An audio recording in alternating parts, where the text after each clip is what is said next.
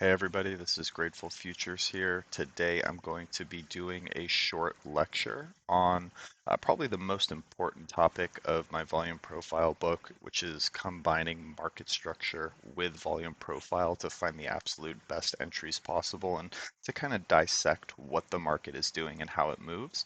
I do say this is the most important topic just because this is literally the only thing you could know trading to be a successful trader. Of course, there's other things that you should be using like VWAP or exponential moving averages, but as a whole, the material in this lecture will show you how the market moves, why it's moving, and where you can expect to get in a trade for the highest probability of success.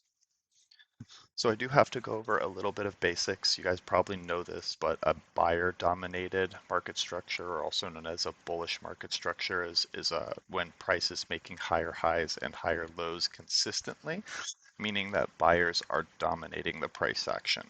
Same thing, except opposite for seller-heavy market structure. Price is consistently making lower highs and lower lows. Sellers are overall winning through the market structure. Part two, just want to go over a little bit of volume profile basics, and I do have a whole entire video on the basics of volume profile. If you haven't seen that, definitely check it out, but I do have to do it for the convenience of this video in case you're new here. But a volume profile is a different way to look at volume instead of your traditional time-based volume bars that are showing a volume on each candle. This shows you volume as a factor of price level. So you'll get one of these spectrums like this that will be on your chart on the price scale. And just to go over the different components, a high volume node or HVN is one of these where it's a region on the price scale that is heavier in volume throughout a given spectrum. For example, this volume profile, it covers this bit of price action. So this price range right here has quite a bit heavier volume than, let's say, this one right here. The point of control, or POC, that is going to be the highest price level, the highest volume price level out of the given spectrum. So that is going to be, the highest both buy and sell volume out of this entire range. And then a low volume node, which is right here highlighted in light white, that is going to be a low volume zone. So very, very little interest from either buyers or sellers. For the high volume areas, this means both buyers and sellers are participating in this given price range. This makes this area, price tends to stick in these higher volume areas, right? We know that price is attracted to liquidity, and if both buyers are sellers and sellers are participating, then price should be kind of a good battle between buyers and sellers. It should be kind of choppy. The point of control is the highest volume level. So this is where price, when it's inside of it, is going to be the heaviest battle between buyers and sellers. So price tends to chop in these areas. However, once we see price push out of that price zone, for example, this upper peak right here, price pushes out of that price zone. That means sellers kind of are winning the battle, right? If price comes back into this zone, it can serve as an area to test to prove that there are no either buyers or sellers left, right? So it was once a battle, the most contested price level, which was, you don't know if buyers or sellers are going to win. Sellers start to dominate, buyers try to push it back up. Now, what was once the most contested price is now resistance. This can, pretty much ensure that in this case, buyers are done in this price range right here. So what was the most heaviest contested point is now, dominated by sellers. So you can see that tends to push price back out, making these point of controls a really, really good retest spot to get in a trade. Low volume nodes, since there's not very much interest from either buyers or sellers, one of two things can happen. Price can push down very quickly through those regions. In this candle right here, there is lots of sellers, but not very many buyers. And in this candle right here, it's the opposite. There's lots of buyers, but no sellers. So low volume areas, price pushes through those very quickly. Or you could get a very quick switch from buyers to sellers or sellers to buyers. For example, right here, buyers try to push back up into this zone and they immediately switch. The buyers give up right here at this low volume area and sellers take over. So they can also be your pivot points, kind of your traditional support and resistance where you see one party take over for the other. For example, right here, buyers try to push up and then they give up immediately at this low price zone. So that can be from sellers from these candles covering. It can be from buyers trying to push up from some kind of level down here. But basically, they serve as either very quick areas where price can move through or very abrupt pivots. Price doesn't like to stay in these low volume zones very long. And then that's really it for the basics there. Now moving on to just a word of wisdom for you guys. Do not try to beat the trend. You are not looking for a reversal trade to catch the very top or the very bottom. You will lose a lot of money doing that. Lots of novice traders will see price going up and up and up and up and just think of the magnitude of profits that they can make if it does reverse and how far back it can go. You will blow your account doing this. I've made this mistake many times as a novice trader. Just take my word for it. The market will punish you if you do that. That's pretty much it. The market really can remain irrational longer than you can remain solvent in your position. So just take that as a word of wisdom. Your only job in the market is to identify a valid trend and then predict the most probable entry points. How I like to do that is using volume profile. Now let's go through some of these examples and exactly how you could do this. So connecting the market structure with volume profile, kind of the entire point of this video. From the last slide, although the first example we looked at, our two valid entry techniques are going to be a low volume node support or resistance, and then my personal favorite, a point of control retest.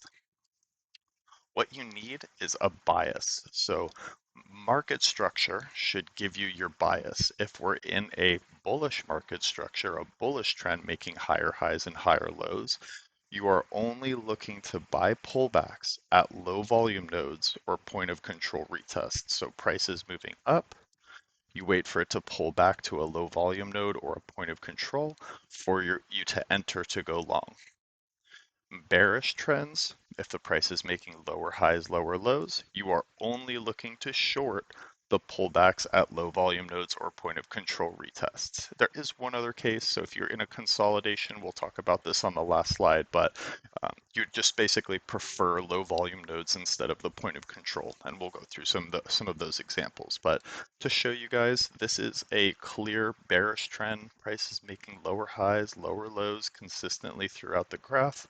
I would say in this picture, you have one major high right here. Price comes down, pops up, makes this lower high right here. About right here, when you see that lower high, that's when you can kind of confirm overall on a larger scale, this is the start of a bearish trend. So you see exactly where it pushes up to. This is going to be the point of control of this chunk of the downtrend, which is brought about by all of this volume up here in this price range. So what is happening here is that price is consolidating up here. This peak would be growing. This is a good battle between buyers and sellers. Sellers start to win, push out of that price zone. Then buyers, because it's so far under this point of control, this heavy volume area, they try to bring price back up. But because there is a fundamental lack of buyers up in this zone for the time, at the heaviest, most contested point, the point of control, sellers then hop back on, buyers, fall out of the market, and sellers continue to push down.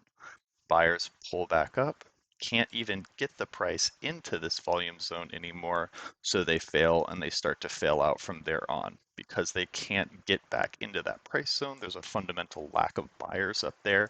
Price falls until buyers are found, basically. So it's always searching for liquidity. So what can you do? You could go ahead and wait for you to, you have to confirm there's no more buyers left in this price zone up here. You wait for buyers to try and fail. Where will they fail most likely? The point of control or a low volume node. And that means you could short this point of control fail once you see sellers come back in. You could short this low volume node fail. You could wait till this lower range does the same exact thing. Price could try to push up to the top of it. You see it make a lower high. You could short there, wait for this breakout. You could wait until it retests out of the range as well. You're just kind of doing that cycle of waiting for there to be a definitive market structure and wait for your trade that goes with the market structure. Basically, the point I'm trying to make is do not buy if this is a bearish market structure. Do not try to buy or long the lower low volume nodes, or if it retests a point of control, do not try to go long against the market structure. So a little word about macro market structure versus micro market structure. So you can kind of see that there's these larger highs, larger peaks throughout this chunk of graph. That was what I consider the macro market structure. And then within those, you can see that there's smaller peaks as well, or smaller highs and lows. So basically, you just want the trend to continue having a valid macro market structure, and then your trades, they get confirmed by the micro market structure following them. So your entry point should be validated by a micro market structure that confirms your macro market structure. Basically, waiting for these point of control or low volume node retests to enter, and then your micro market structure confirms that you're in a valid trade. So this is an example of a continuous bear market structure that can be validated using volume profile. Let's see if we can see some good entries here. So at the start of this graph over here, this chart, price pushes up, consolidates up here. This consolidation up here forms this little peak right here. Then price basically falls out of it, tries to push back up. It cannot get back up to this consolidation. So price begins to fall, and then hits the point of control, fails, and comes all the way down to this bottom peak, making these respective volume nodes. So at this point, if this is all we see, we can't determine up until this point that it is a valid bearish market structure, right? Because look, we have a low right here, and then that would be our low right here. That's making a higher low. So we need to wait a little bit. This would be a macro or micro bearish market structure, meaning that it is a lower high from here to here, but overall we can't really tell if the larger market structure is bearish, right? So you get a fail right here at the point of control, price comes all the way down. If you want to scalp this point of control retest, you can, but if there's no definitive bearish market structure, you're not going to go long and hold a trade for a significant amount of time. But when price comes all the way down to here, you have this volume profile fully developed. There is one thing you can notice, and I do want you guys to understand exactly this cycle of point of control retests. Basically, you have this peak here, price is failing out of it, it has resistance from this area up here. You can observe something that is generally true with the market as the price falls down. So you have a larger volume in this area. You can see this peak is larger versus the area it falls into. This peak is smaller. And then finally, this peak is a bit smaller too, maybe about the same size, but you can see that it's got lower volume price ranges than this one. What the market is doing when it's pulling back, so there's decreasing volume throughout the downtrend, it will eventually get to the point where sellers see that that volume is decreasing. They might think that this chunk of the downtrend isn't, it's not validated by enough volume to hold it there. and price might seek higher for more liquidity. So the volume will decrease on the downtrend. When you see that volume is getting lower, lower, lower, then you can think, okay, maybe price is going to reverse and try to look for a more liquid area. So that's exactly what pullbacks are. Pullbacks are there's not enough sellers or not enough volume to continue that downtrend. So price might pull back to try to find an area where there are more sellers. Where are there more sellers? Where is there likely to be more liquidity? Where you know the highest liquidity was previously, that point of control. So price drops down, searches for liquidity up. We already know exactly where there was the most liquidity, where sellers are likely to come back into the market if this trend is valid. And at this point, if sellers do fail here, or sorry, if buyers do fail here, if sellers take over here at this most liquid spot, then this would create a lower high on a macro scale, meaning that this is at a point of control.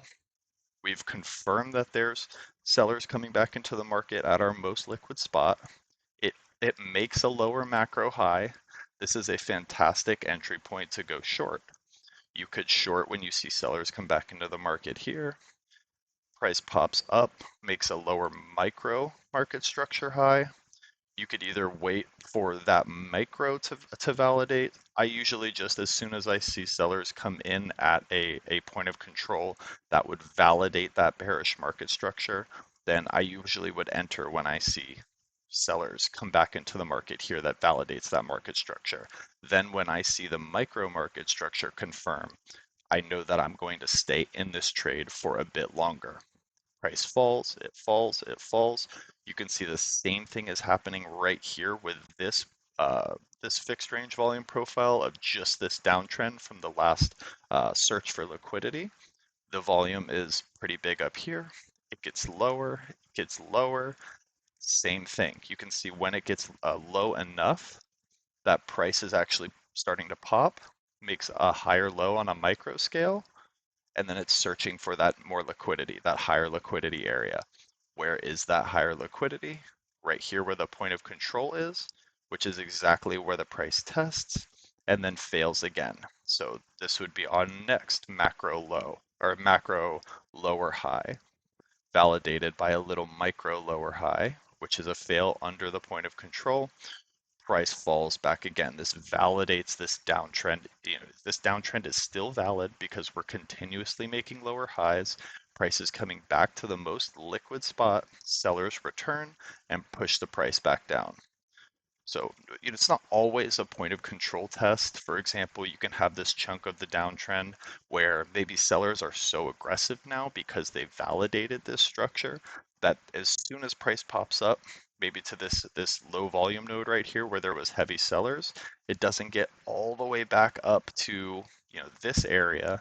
Sellers already start to come in at this low volume node. So it can be either a low volume node or a point of control. I find that when the trend is very valid, you see more sellers hopping on quicker.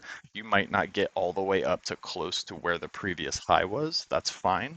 We just want the microstructure to validate if you haven't gotten to a trade or if you're holding this. So price will pop up to this low volume node, come back down, it pops up. That's an equal high here after a lower high. This would be if it failed a continuation of the bearish market structure and you could stay in this trade. Then it comes down to even a lower low, pops back up, and this chunk of the downtrend, the heaviest volume levels right here, which is right where the price comes to and fails yet again. So you can continue this cycle of taking these fixed range volume profiles on different chunks of the downtrend. You want to kind of take them on each piece of the downtrend so you can understand where the liquidity is on that section of the downtrend. And you also can do like a session volume profile to see where the long term and the session volume stands and where the most liquidity is throughout the day. This video just focuses on specific chunks of the downtrend or uptrend. So price comes back up, tries to get to this more liquidity area to see if more sellers prevail, which they do. Price pops back up, continues back to the point of control of this partial downtrend, and it's just a continuous cycle of price validating and volume validating price action and market structure by searching for liquidity areas where sellers can return. That's your entire job, is to wait for that ideal price level that you know sellers or buyers will take back over and then validate the market structure.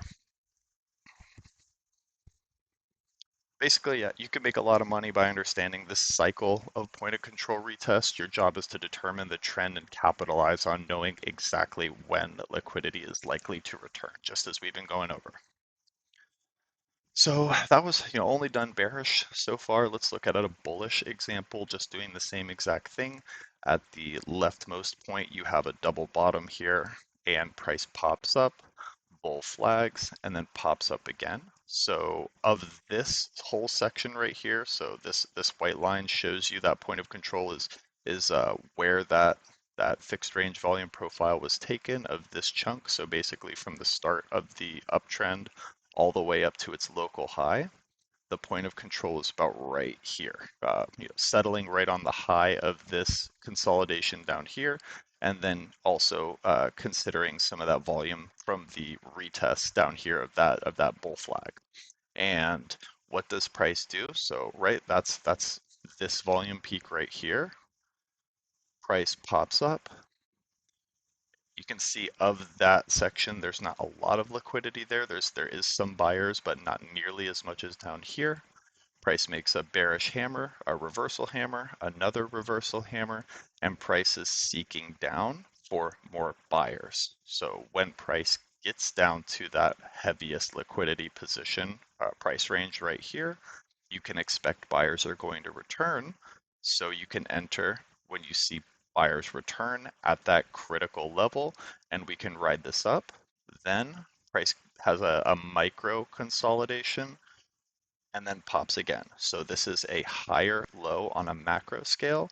And then from this macro higher low, this is our micro confirmation. When price consolidates that little mini bull flag right there and pops up, that's our validation to stay in the trade for a little bit longer. And this is a good chunk here. All of these graphs are from SPX. So, this is quite a bit of profits if you're trading either futures or options. So, that's definitely, you're getting in right at the perfect moment. Your stop loss is so tight. It's right under that point of control that using volume profile, you can take trades with barely any risk at all. So on this macro high, price pops up, price falls back down, comes back down to not the point of control, right? Because our point of control is kind of high, which is actually a good indication that we're probably going to return higher, but it does fall to this low volume node. So I always mark off our low volume nodes. Price is going to fall either to the point of control, so the possibility of continuation is here and up, or if it does break through there, it's the next place we're looking for is this low volume node. And you can tell sellers kind of push through fast to that point of control, and then they slow down near that low volume node. That's indicating that at least some buyers are coming back into the market. Price tries to pop up, falls right into that low volume node, and then buyers take over. So this is one of those examples where we have a very quick flip where sellers are in control at the low volume node, buyers flip really, really quickly. So they push up, consolidate. Now where are they consolidating? Near this point of control here, also probably part of this volume peak right here. And this is not one that's, you definitely have some validation of macro structure. Maybe I'm a little bit picky sometimes in my entry. Sometimes I like to see the point of control or the price come down perfectly to the point of control to take a trade. But you can see here, same, that macro structure is validating that bullish trend. Price pops up, settles on the point of control, and then has a continuation. Same thing here, we have a larger peak, smaller peak, smaller peak. So you can kind of say the clock is ticking where it's probably going to pull back. It pulls back looking for more buyers. Where was there previously the most buyers? This point of buyers and sellers, technically this point of control. Now we have a V-shaped reversal on that point of control, validating that there are no more sellers left in this price range. This is another fantastic entry. You can take this, pop up, Then you see price consolidate up here. That's a good sign when price pops up and consolidates. Why? Because we're building more volume up there. We're building that point of control. Price likes to stick in that liquidity zone. So if it pops up, consolidates, that's a good sign to stay in the trade. And of that consolidation, price bounces right off the point of control and continues higher. Pulls back, meets that point of control, continues higher. So continuously throughout this uptrend, you should be drawing fixed range volume profiles on your chunks of the trend to see where the liquidity is. And if price pulls back, is it pulling back to that space of heavy liquidity? If it does pull back to that space of heavy liquidity, do buyers hop back in at that point? If they do, and you can pretty much at that point say sellers are done, that's a perfect space, a high probability space to get in that trade with a very limited loss opportunity. So the last thing I want to talk about is going to be that other case of consolidations. So consolidations are a little bit different, right? What if there's no bullish or bearish market structure? We have just kind of a chopping back and forth. So consolidations are evident by a D-shaped volume profile, meaning basically throughout this whole range, more or less, this is kind of like a D shape. This one's a little bit offset towards the top, but overall, this is kind of like an evenly distributed volume profile here. Price is just chopping back and forth between the lows and highs of this range. Now, in this case, right, we're within this volume profile peak, so point of controls become less advantageous because since we're in that price range, the point of control is the most contested zone. So we could have the highest probability of chopping, of reversing there, and you want something where you know you're going to know the direction of. So what becomes the most probable trade in this case is just waiting for the extremes of this consolidation range. Prices up here, it comes down, up, and about right here, you could assume that we're in this consolidation range. This is developing as kind of a D shape right there. So you want to go long towards the bottom of this, like where this highlighted zone is here, this low volume node, and you want to go short towards the top here where this low volume node is located. And you can see that price pops up, it starts to reject there. You can see some sellers are there. It pushes up again, rejects 2 times. You could take this short down to here, price hops down here. Now you don't know if it's going to break. The big thing of consolidations is not assuming that price is going to break. You have to assume that the consolidation level stays valid. I've said this in previous videos. The most like the hugest mistake any trader makes, and a lot of new traders do this, is they want to ride the momentum down for a breakout of this previous support. Because, right, huge profit potential if that were to happen. But you can see if you were to short right here, you would have gotten reversed on. If you shorted right here, you would have gotten reversed on. If you longed right here, you would have gotten reversed on. More often than not, you will stay in the range instead of breaking out. So just flip your mentality if you're kind of making that mistake and just assume, okay, I'm coming into the bottom of this volume profile. This is our low volume node for the consolidation. I'm going to look for opportunities to go long if price makes it down here. And I will only go short if price breaks out of it, validating that that consolidation is done, and I will wait for a retest to go short. Same thing for long.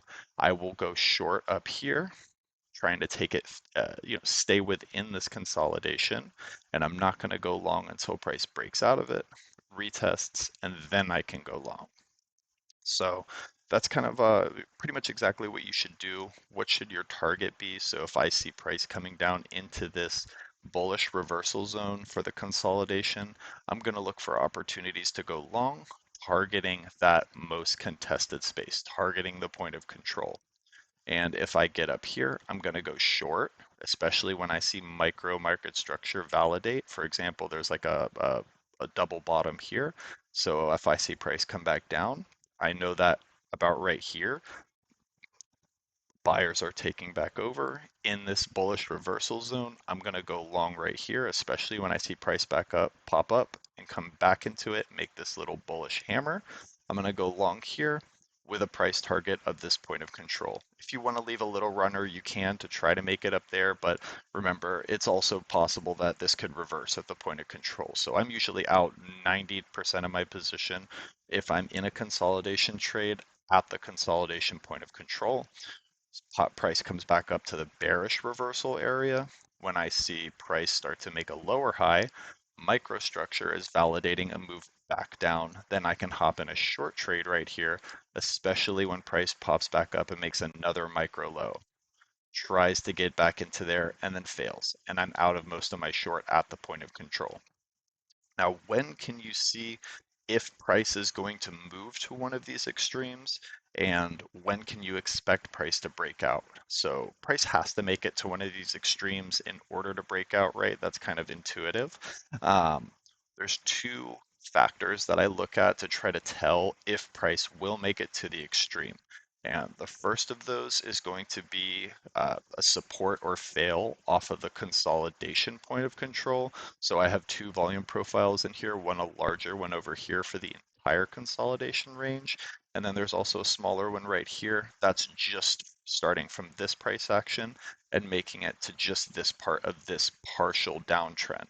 So the larger volume profile, if I see support or resistance off of this point of control, I can assume that price is likely going to make it to the extreme that it's supporting or resisting off of and heading to.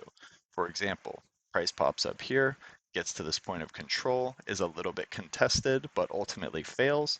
When I see that, I know that I'm going to be looking in the next few minutes for a buyer reversal or potentially a break and retest. If price gets up here, supports on top of it, I'm looking for price to if it pops up and out of that, it's going to make it up here to this reversal zone. And I'm usually not trading off of the point of controls because it's you can do it. The only time I would really do it is if it's really consolidating at one side or the other. So if price is like bouncing off of here and just can't break through it, I might take a trade down towards it, but you will have to prefer low volume node trades, kind of assume that price is going to stay within this consolidation range. But if it this is a time where it didn't really work. Nothing is perfect, right? If there was another support here, price could bounce off of that and then buyers could take over. But that's another piece that we're going to talk about here shortly. But for example, right here, price comes off the buyer reversal zone, hits the point of control area, comes back down, makes a lower high. Price is coming back down to at least this buyer reversal low volume node of the overall consolidation range. The other thing I look at to try to understand where price is going to move throughout this consolidation is another partial trend volume profile. So, right, instead of the volume profile, this entire consolidation, you can see that there's pieces of, for example, this is an uptrend, this is a partial downtrend, this is another partial downtrend. So take volume profiles from the individual pivot highs and lows to see if there's other factors at play besides just the larger volume profile, the consolidation. If the volume profile of just this chunk has additional factors that can influence the price, then you should consider those to understand where price is going to move. For example, starting from this pivot high, the volume profile extended out to here, you can see that this area of volume up here, this price action making this volume peak right here has this point of control. Price eventually falls out of it. Buyers try to push back up. They hit that point of control. And remember, as we've been talking about, that validates if they fail, that validates that buyers are done in this price range. So it pretty much above the consolidation point of control. Buyers are done up here. Therefore, you can assume price is going to seek lower for more buyers. And when you see that, that gives you additional confluence that, okay, we're at least heading down there and then price will pump back up. Now here's kind of a cool one because you can see of this volume profile, We have two volume peaks here and here, and then a low volume node throughout the middle. This low volume node lines up with the consolidation point of control. So now we have additional confluence that if price rejects off that, not only is it rejecting off of the point of control of the whole consolidation range, but it's also rejecting off of the low volume node of this partial volume profile. So that gives additional confluence that price is definitely moving down. But remember, if you would short that, if you do short that from here, make sure you're out most of your position at this low volume node, because no matter how long price is in there, you never know if for sure it's going to have a break, and you're holding, for example, in this case, a short trade into an area where it's very likely to have a bull reversal. So if you do that, I just recommend get out most of your trade right here. What I do is I usually exit my entire trade there. In this case, maybe if it was too fast, I might wait. If I didn't even, wasn't able to get out in time, then that's fine. It's already broken through. But in most cases, you do have a high chance of it reversing. But in this case, if I see this and I'm not in a trade, wait for that break. It comes back up to retest. What was previously a bullish support area is now turning into bearish resistance. This is absolutely a short opportunity. It is a great short opportunity because when things are in consolidation and volume is validating a move out of it, that's when you have what are called breakouts, right? So this is how we predict breakouts, waiting for price to come out of that volume zone, the consolidation volume zone. If it retests it, what was previously bullish support is now bearish resistance. That's a trade we take short, and you can see exactly how volatile it came out of that consolidation range. So that's really it for this video. Just remember, you are trying to validate market structure, go with the market structure, using volume profile, waiting for those point of control retests if price has moved out of a volume zone and is now retesting that point of control. That's a preferred area to get in a trade with the market structure. We can also have a low volume node support or resistance, but guys, go with the market structure. Volume profile only tells you when liquidity is likely to return. Use that to your advantage and go make some trades based on the market structure. That's all I got. I do have a completely free Discord, Grateful Futures Trade University. The link is in the bio. Go ahead and like, comment, and subscribe to this YouTube page. I'd love to see you guys in there. That's all for now. Happy trading.